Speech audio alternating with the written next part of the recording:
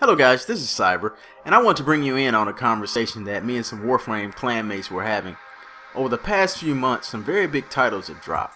Fallout 4, Call of Duty Black Ops 3, and Star Wars Battlefront are the ones with all the buzz right now. While discussing over which games deserve our money and time, the topic of the gap in understanding between gaming media's ranking of games and the general gaming audience's ranking of games came up. Personally, I have been ignoring media rankings for years.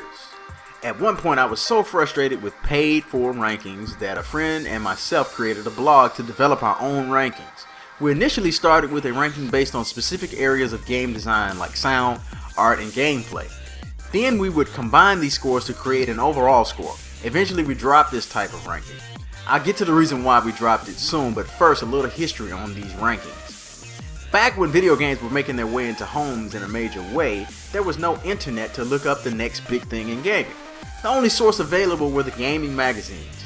I was a big time reader of Nintendo Power, Electronic Gaming Monthly, and Gaming Pro, just to name a few. The previews and rankings in these magazines were the only source of information most of us had about games before their release.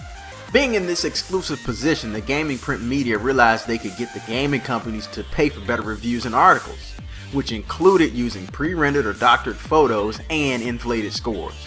Fast forward to the era of the internet. These practices continued as the print moved to online. As these practices were uncovered by the general gaming audience, we began to create blogs and YouTube channels devoted to gaming.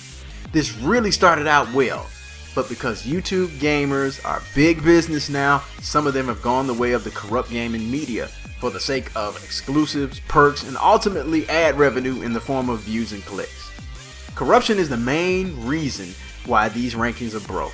It is very hard to find someone to trust, especially with companies selling most of the game in DLC packages, and companies pay off people to get you to buy into the game early before you realize you've been tricked. The next reason behind broken rankings is complexity. As I mentioned before, out of frustration, we started a blog and started reviewing and ranking games for ourselves to bring some integrity back into the rankings. The system we developed was a good idea on paper, but in practice, breaking games into sections and ranking them was not an effective measure of what's important to the player. In the end, we changed the ranking to answer one simple question: how much will I enjoy this game? Because that's what's important. If I'm going to spend money on the game, I want to enjoy it. And I want to thank you all for listening. This has been Cyber.